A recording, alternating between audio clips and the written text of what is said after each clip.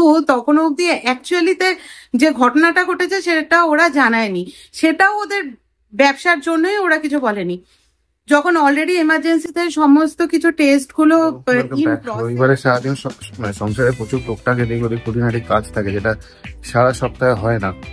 আমার মেইন কাজ যেটা মাছকে খাওয়ানোই আমি ভুলে গিয়েছি আজকে। এই যে এক সেকেন্ড দেখাচ্ছি আপনাদের, এই দেখুন আমি এখানে দাঁড়িয়েছি, ওরাও সব এদিকে চলে এসছে, সবাই চলে এসছে এদিকে, কারণ জানে ওরা খাবার পায়নি আজকে, আমি এসেছি, আমি খাবার দিই যেহেতু, তাই আমি এখানে দাঁড়িয়েছি, সবাই এখানে চলে এসছে। দাঁড়া তোকে খাবার দিচ্ছি। এখান থেকে একটু এটা সরিয়ে নেই। এই অ্যাকোয়ারিয়ামটা অ্যাকচুয়ালি আমি অর্ডার দিয়ে বানিয়েছিলাম শখের। জলটাও একটু কাল একটু ফেলে দিয়ে ফ্রেশ জল দিয়ে দেবো, পুরো জল তো চেঞ্জ করা যাবে না, কারণ এটা একদম সিজন করা জল এটা।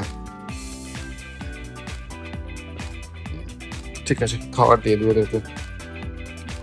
এই যে দেখুন খাবার নিয়ে নিয়েছি, তাও অনেকটা খাবার নিয়ে নিয়েছি আজকে। জেনারেলি এতটা খাবার দেওয়া উচিত না, যতটা কম খাবার দেবে ততটাই ভালো। যাই হোক, ওদের আস্তে আস্তে আমি ফিডিং করাই। সবাই দেখুন এদিকে চলে এসছে। এই যে একটু পেছন দিকেও দিয়ে দিই, না হলে মারামারি করবে, ছোট মাছগুলো খাবার পাবে না। মারামারি না, আস্তে আস্তে আস্তে আস্তে ওই দিকেও পেছন দিকেও কিছু ছড়িয়ে দেই, না হলে এদিকে একই জায়গায় খাবার দিলে সবাই খাবার পায় না। মানে খাবার ভাগাভাগি করে দেওয়াই খুব বড় চাপ এদেরকে। বড় মাছগুলো সব আগে আগে খেয়ে নেয়। যা হয়ে গেছে তোদের খাবার আজকের দিন, আবার কালকে। আজকে কাল ভাবছি একটু কাজগুলো পরিষ্কার করে দেবো, কাজগুলো পরিষ্কার করে দিলে একটু ক্লিয়ার লাগবে। মাম্মাম তুই ঘুমোস নি কেন মা? খাওয়া দাওয়া হয়ে গেছে, এবার একটু ঘুমোতে বাবা। মা কালার করছিলে, এখন কালার করতে হবে মা, একটু ঘুমো দে মা। ঘুমো দেবে না? মেয়েটার শরীরটা আজকে ভালো আছে, যাই হোক বলতে নেই, কালকে খুব খারাপ ছিল। শরীরটা ভালো আছে, একটু কাশিটা হালকা আছে, বাট ঠিক আছে, ভালো আছে। এই যে দেখুন আমাদের লাঞ্চ চুরি খেতে হচ্ছে। ভাত খাবো না করে ঠিক মাসে একবার দুবার হয়েই যায়। যাই হোক, খিচুড়িটাকে শেষ করতে হবে। এবার সাথে এটা কিসের বড়া গো? আচ্ছা মাছের তেলের বড়া, বাপরে বাপ। আর পাশে এটা কি? আচ্ছা কালকের আলুর তরকারি, আলুর দম তরকারি আজকে বানিয়েছি। হ্যাঁ কালকেরটা তো শেষই হয়ে গিয়েছিল। মামা বনুকে ঘুম থেকে তুলিস না মা। ঠিক আছে, লাঞ্চ করে নিই ঝটপট, অনেক বেলা হয়ে গেছে। আর ও হ্যাঁ, সাথে মাছের ঝোলও আছে, একটা পাতলা মাছের ঝোল। ঠিক আছে চলো। গুড ইভিনিং, আশা করি ভালো আছেন এবং রবিবারের দিন বাদ বাকি দিনটা আপনাদের ভালোই কেটেছে। তো এখন সন্ধ্যে হয়ে গেছে, আমরা এখন একটু বেরোবোই, বাজার ঘাট যা করতে হবে 1 নম্বর। আর 2 নম্বর হচ্ছে একটু বালিগঞ্জের দিকে যাব, যেখানে আমার ফ্ল্যাট আছে, আমাদের একটা বলেছিলাম আপনাদেরকে। সেখানে কিছু ওখানে একটু কাজ আছে, প্লাস পাশে আমার ইনলসের মানে আমার শাশুড়ির ওনারও একটা ফ্ল্যাট আছে, যেটা সেটাও ভাড়াতেই দেওয়া আছে। তো সেখানে যেতে হবে, কিছু প্রবলেম আছে ওখানেও, কিছু যারা ভাড়াটিয়া থাকে তাদের কিছু ইস্যুস আছে, তো সেগুলো যাই হোক সর্ট আউট করতে হবে। করে যদি সময় থাকে, সময় বাঁচে, তাহলে বাচ্চাগুলোকে একটু এদিক ওদিক মলে ঘুরিয়ে ব্যাক করবো। সাথে থাকবেন, আবার কথা হচ্ছে। মা রেডি হয়েছো? এই যে মাকে কি সুন্দর লাগছে, একদম মডেল।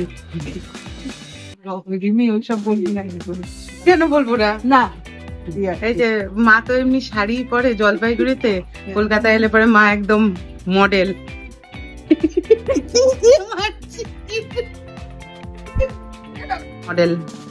মডেল এখন জল খাচ্ছে, মারার জন্য ঝাঁটা খুঁজে পেল না, এখন জলের বোতল দিয়ে মার। বেরিয়ে গেছি রাস্তায়, রবিবার দিন ভালোই ভিড়। পুলিশ মলের সামনে তো প্রচন্ড ভিড়। একটা বিয়ে বাড়ির পাল্টে গাছে খুব সুন্দর সাজিয়েছে, অন্নপ্রাশন। যাই হোক, আচ্ছা ঠিক আছে, খুব সুন্দর সাজিয়েছে গোলাপ দিয়ে গেটটা। আজ অন্নপ্রাশন হচ্ছে, একদিন বিয়ে তো হবে।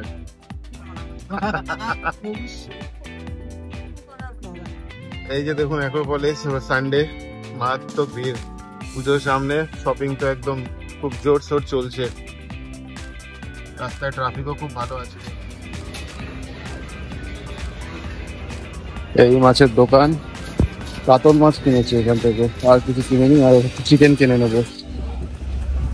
মাছ কেনা হয়ে গেল, এখন বালিগঞ্জের দিকে যাব, বেরিয়ে যাচ্ছি, তাই মাছ কিনে নিলাম।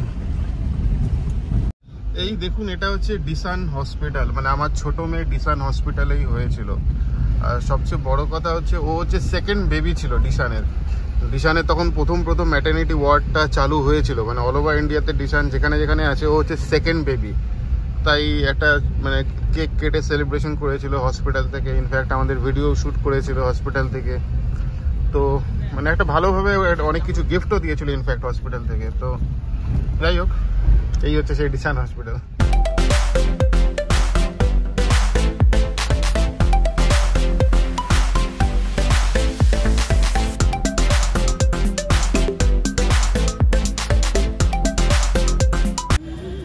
চলে এলাম নিউ বালিগঞ্জ 67 নম্বর ওয়ার্ড।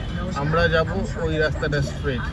এই যে আমার গাড়ি, এই বিল্ডিংটাতেই আমাদের ফ্ল্যাট আছে। ওই যে উপরের ফ্ল্যাটটা যেটা হোয়াইট কালারে দেখা যাচ্ছে ব্যালকনি, সেটা হচ্ছে আমাদের ফ্ল্যাট। আর আমার ইনলজ মানে আমার শ্রাবণের মার যে ফ্ল্যাটটা, সেটা হচ্ছে এটার পাশের যে ব্লু কালারের বিল্ডিংটা দেখছেন একদম 4th ফ্লোর, যেটা একদম ওই হলুদ রঙের ব্যালকনি সেটা। কাজ শেষ, এখানটা দাঁড়িয়ে আছি ককরোচের সাথে। Cockroach cockroach cockroach. এই যে মাম্মাম অ্যাজ ইউজুয়াল সারা দুপুর তাণ্ডব করে ঘুমায়নি, একটু কাজে বেরিয়েছি, ব্যাস ঘুম আর কি। কেনাকাটি সব শেষ, বাড়ির দিকে ফিরছি। করতে করতেই প্রায় 11টা বাজতে চললো, 10:50 বাজে। তো যাই হোক, আর কোথাও বেরোনো গেল না, বাড়ি যাই। কালকে স্কুল আছে, স্কুল থেকে দিয়ে ওকে আমাকে সোজা গাড়িটা সার্ভিস সেন্টারে গিয়ে দিয়ে আসতে হবে। ঠিক আছে, বাড়ি যাই এখন। আমার বড় মেয়ে ঘুমোচ্ছে, আর ওই যে মডেল পিছনে, মডেল উইথ মাই ছোট মেয়ে। সত্যজিৎ তখন বললো যে আমার ছোট মেয়ে ডিসানে হয়েছিল। হ্যাঁ, ছোট মেয়ে ডিসানে হয়েছিল, কিন্তু ওর ডিসানে হওয়ার কথা ছিল না। অ্যাকচুয়ালি ঘটনাটা হয়েছে এরকম, আমি প্রথম থেকেই ডক্টর দেখাচ্ছিলাম রুবিতে, যেহেতু রুবিটা আমার বাড়ির একদম কাছে। কিন্তু রুবিতে যেদিন আমার ওটি হওয়ার কথা 5 জানুয়ারি, সেদিন আমি তার 2 দিন আগে ডক্টরকে দেখাই, কারণ ফাইনাল ডেটটা উনি কবে দেবে 2 দিন আগেই উনি মানে বলবে। এমনি নর্মাল চেক আপে গেছি তখনই বলেছিল। এবার তখন যাওয়ার পরে উনি 2 দিন আগে গিয়ে বললো আপনাদের হ্যাঁ সমস্ত কিছু ঠিক আছে, এবার আপনারা টিপিএ ডিপার্টমেন্টে গিয়ে কথা বলুন, কারণ আমার এই মেডিক্লেমের ব্যাপার ছিল। তো আমরা ওখানে গিয়ে কথা বললাম। আমার অফিস থেকেই এটা যেহেতু হয় মেডিক্লেমটা, তো যেহেতু আমি একবার অ্যাডমিট হয়ে গেলে পরে আমার সেটা করা সম্ভব হবে না, তো সেই জন্য আমি আগে গিয়ে টিপিএ ডিপার্টমেন্টে কথা বলে রুবিতে যে আমি কেবিনটা নেব বা সেখানে কি কি ফেসিলিটি থাকবে, কারণ আমার যেহেতু বড় মেয়ে একদম ছোট, তো সবসময় মানে ও যাতে এন্ট্রি নিতে পারে এরকম একটা কেবিনে আমি সিঙ্গেল শেয়ারিং কেবিনে নিয়েছিলাম। তো যাই হোক, এই ফেসিলিটিগুলো করে চলে এসেছি। এবার 5 তারিখে যখন ওটি হওয়ার কথা, সকাল 6:30টায় আমাকে যেতে অ্যাডমিট হতে বলেছিল, কারণ 9টা না 10টার সময় আমার ওটি হওয়ার কথা ছিল। আমরা সকালবেলা 6:30টার মধ্যে পৌঁছে গেছি। যাওয়ার পরে ওদের প্রসিডিওরটা হচ্ছে ফার্স্টে ওরা ইমার্জেন্সিতে ঢোকায়, ইমার্জেন্সিতে ঢুকিয়ে প্রিলিমিনারি ওটির আগে যে টেস্টগুলো, যেমন সুগার, প্রেশার, তারপরে হচ্ছে ইউরিনে প্রোটিনটা দেখে, তারপরে ড্রপলার, এগুলো যেগুলো থাকে এগুলো ওরা ইমার্জেন্সিতে করে। তো ওগুলো স্টার্ট হয়ে গেছিল। তো ওদের রিসেপশনে গিয়ে সতর্ক কথা বললো হ্যাঁ কেবিন ঠিক আছে সমস্ত কিছু, কিন্তু তখন অবধি অ্যাকচুয়ালিতে যে ঘটনাটা ঘটেছে সেটা ওরা জানায়নি। সেটাও ওদের ব্যবসার জন্যই ওরা কিছু বলেনি। যখন অলরেডি এমার্জেন্সিতে সমস্ত কিছু টেস্টগুলো ইন প্রসেস, মানে মোটামুটি কেবিনে যাওয়ার আগ মুহূর্তে ওরা শতএবকে একটা লিস্ট অফ ডক্টরস মানে দেখিয়েছে। বলছে যে আমার যে ডক্টর ছিল, ডক্টর অয়ন মুখোপাধ্যায়, উনি বলছে যে কালকেই রিসাইন করে দিয়েছে, তো এখন হচ্ছে এতগুলো গাইনি এখন অ্যাভেলেবেল আছে, আপনি এখান থেকে কোনো গাইনি চুজ করুন। তো এবার দেখুন মানে কিরকম টাইপের এরাও হয় নিজেদের ব্যবসার জন্য। বলছে এটা যেন জামা কাপড় কেনার মতন, যে এই দোকানে গেলাম পছন্দ হলো না, তারপরে পাশের দোকান থেকে আমি পরের দিন গিয়ে আবার অন্য জামা কিনে নিলাম, এরকম। আমার একটা এত বড় ওটি আছে, আমার সাথে আরেকটা জীবন জড়িয়ে আছে, সেখানে আমার এবারে প্রেগনেন্সিটা হাই রিস্ক প্রেগনেন্সি ছিল, যে মানে প্রচুর কিছু কমপ্লিকেশন আমার ছিল। এবার সেখানে উনি আমাকে বলছে যে অন্য কোনো ডাক্তারকে চুজ করে, সতই বলছে যে না ওটি আমি করাবোই না, তাও ভালো, আমারও সেম বক্তব্য ছিল ওটি আমি করাবো না, কিন্তু আমি এই ভুলে যাবোই না। তো যাই হোক ডক্টরকে ফোন করা হলো, ডক্টর বললো হ্যাঁ আমি কাল মানে তার আগের দিন বলে অনেকবার আমাকে ফোনে ট্রাই করা হয়েছে, কোনোভাবে ফোনে পাইনি, তো বললো আপনারা এক্ষুনি টিশানে চলে আসুন, আমি রুবি আর টিশান পাশাপাশি, বললো ওখানে কাউকে কিছু বলতে হবে না, এক্ষুনি টিশানে চলে আসুন, আমি ডিশানেই ওর ওটি হবে। আমি তাও সদৈবকে বলেছিলাম ঠিক আছে, একবার যখন আজকে বাধা পড়ে গেছে, আমার তো এমন না যে লাস্ট মোমেন্টে বা আমার পেন উঠে গেছে বা ওয়াটার ব্রেক করে গেছে সেই জন্য আজকেই করাতে হবে, একবার যখন বাধা পড়ে গেছে ছেড়ে দাও, আমি 3-4 দিন আবার পরে এসে করাবো। তো যাই হোক সেদিন সবাই একটা মেন্টাল প্রিপারেশন নিয়ে গেছে, ডক্টর বলছে যা কিছুই হয়ে যাক ওটি তো আজকেই তোমার হবে। তো যাই হোক তারপরে ডিশানে গেলাম, ডিশানে ম্যাটারনিটি ওয়ার্ড শুরু হওয়ার পরে ও ছিল সেকেন্ড বেবি, আর ডক্টর মানে এতটাই ভালো মানুষ, মানে এরকম ডক্টর সত্যিকারের কথা আমি দেখিনি। রাত বিরাত যখনই হয়েছে আমি ওনাকে ফোন করেছি, মেসেজ করেছি পুরো প্রেগনেন্সি জার্নিটাতে, বা ওনাকে শুধু আমি নই, মানে যে কোনো কেউই হয়তো ওনাকে, যারা যারা ওনার পেশেন্ট আছে সবারই আমার মতনই একই মানে রিভিউ দেবে ওনার ব্যাপারে। এত ভালো ডক্টর। উনি যাওয়ার পরে বেসিক্যালি প্রথমে যে ওখানেও এমার্জেন্সিতে ঢুকিয়ে যে সমস্ত প্রিলিমিনারি ওদের মানে টেস্টগুলো থাকে ওগুলো শুরু হয়ে গেছিলো, কিন্তু একটা যে অ্যাডমিশন, আমি ফার্স্ট ওই ডিসিশনে গেছি, ওখানে একটা কার্ড বানানো বা ওখানে যে সমস্ত প্রসিডিওর, ডক্টর বলে কিচ্ছু করতে হবে না, ডক্টর সমস্ত ডিপার্টমেন্টে যেমন টিপিএ ডিপার্টমেন্ট বলুন, এমার্জেন্সি বলুন, কেবিনে ওপরে যারা ছিল, ওটিতে যারা ছিল, সবাইকে বলে দিল আজকে আমার এই পেশেন্টের এতটার সময় ওটি হবে। আপনারা মানে মানে কিভাবে এটা বলবো জানি না। ওখানে যাওয়ার পর আমাকে ফার্স্টে ইমার্জেন্সিতে ঢোকালো, শতদীপকে দিয়ে কোনো রকম কোনো তখনও টাকা পয়সা বা কেবিনে কি লাগবে না লাগবে, কি করতে হবে না করতে হবে, ইভেন রুবিতে যে টিপিএটা আমার আগের থেকে স্যাংশন হয়েছিল কেবিনের জন্য, সেটা ক্যান্সেলেশনের জন্য কাকে মেল করতে হবে, কিভাবে সেটা ক্যান্সেল করিয়ে ডিশানে করতে হবে, সমস্ত কিছু উনি মানে পার্সোনালি প্রত্যেকটা ডিপার্টমেন্টের লোকের সাথে ফোন করে নিজে কথা বলে বলেছে যে এই পেশেন্টটাকে আমাকে ইমিডিয়েটলি ডিশানে অ্যাডমিট করাতে হয়েছে, আপনারা যেভাবেই হোক করে দিন। মানে আমাদের ওখানে যাওয়ার পরে আমরা ভেবেছিলাম একটা জায়গা থেকে আরেকটা জায়গায়, রুবিতে এতদিন ধরে দেখানোর পরে একটা মানে হয়ে গেছিল, কি বলবো, একটা মানে হ্যাবিট হয়ে গেছিল, আমরা চিনতাম ওখানে কোনটা কি আছে। ডিশানটা একদম আমাদের কাছে নতুন ছিল, কিন্তু যাওয়ার পরে আমরা বুঝতেই পারলাম না কোথা থেকে কি। প্রত্যেকটা ডিপার্টমেন্ট এত টেক কেয়ার করেছে, ইভেন ডক্টর নিজে বলেছে এরা আমার এত ভালো ফ্রেন্ড, জানো এদের কোনো রকম কোনো সমস্যা না হয়, তোমরা যেখানেই মানে যখনই এর কিছু হবে এ ডাকবে, সেভাবে কিন্তু টেক কেয়ার করবে। মানে ডক্টর নিজে ইনিশিয়েটিভ নিয়ে এটা করেছে। আর সেজন্য আমি যে 3 দিন ওখানে ছিলাম, এমন মানে ঘন্টায় ঘন্টায় প্রত্যেকটা মানে নার্স, তারপরে যারা এমনি স্টাফ আছে বা রুম ক্লিনিং এর যারা আছে, সবাই এসে বারবার করে কোনো অসুবিধা নেই তো, কোনো অসুবিধা নেই তো।